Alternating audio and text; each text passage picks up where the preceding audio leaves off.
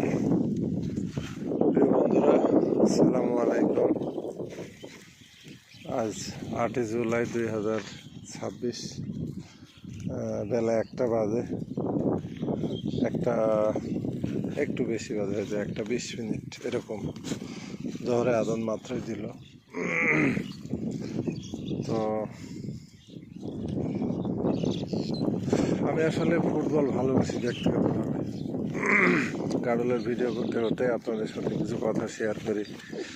সেটা হলো, ফুটবলকে না ভালোবাসে, ম্যাক্সিমাম লোকই ভালোবাসে আসলে। আর বাংলাদেশে তো এর হার অনেক বেশি, আমরা সবাই জানি। বিশেষ করে আর্জেন্টিনা এবং ব্রাজিলের ফ্যান ফলোয়ার বেশি।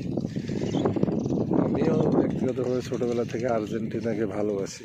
আমি আসলে দল যেটাই হোক, আমি মেনলি যে কোনো একটা প্লেয়ারের খেলাকে উপভোগ করি, এনজয় করি। এটা হলো আমার ক্যারেক্টার। তাই যেমন এমবাপ্পেকে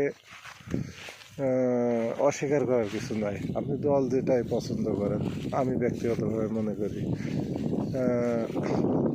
এর আগে ছোটোবেলায় দিয়েছি কাকার খেলা, রোনালদোর খেলা, রোনালদিনহোর খেলা, এগুলো খেলা আসলে অস্বীকার করার কিছু নেই। ম্যারাডোনার খেলা আমরা দেখি নাই, তবে ভিডিওতে দেখছি বা পেলে এগুলো। নেইমারের খেলা, নেইমার জুনিয়রের খেলা আসলে অসাধারণ, এটা অস্বীকার করার কিছু নেই। ক্রিস্টিয়ানো রোনাল্ডো, পর্তুগালের, সে একটা দুর্দান্ত প্লেয়ার। আসলে যারা ফুটবল ভালোবাসে এইসব প্লেয়ারকে অস্বীকার করতে পারবে না। এগুলো আসলে সুপারস্টার টাইপের প্লেয়ার। তো আসলে লিওনেল মেসি জীবনে অনেক স্ট্রাগল করে গরিব ঘরের সন্তান হিসেবে, তারপরে আস্তে আস্তে বিশেষ করে 2022 থেকে এই পর্যন্ত, 22-এর আগ থেকে আসলে সে দুর্দান্ত খেলা দেখা যায়।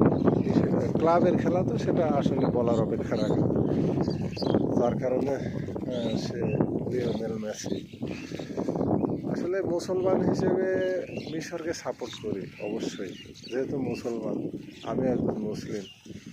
মিশর একটা মুসলিম দেশ, অবশ্যই মিশরকে আমরা সাপোর্ট করি। কিন্তু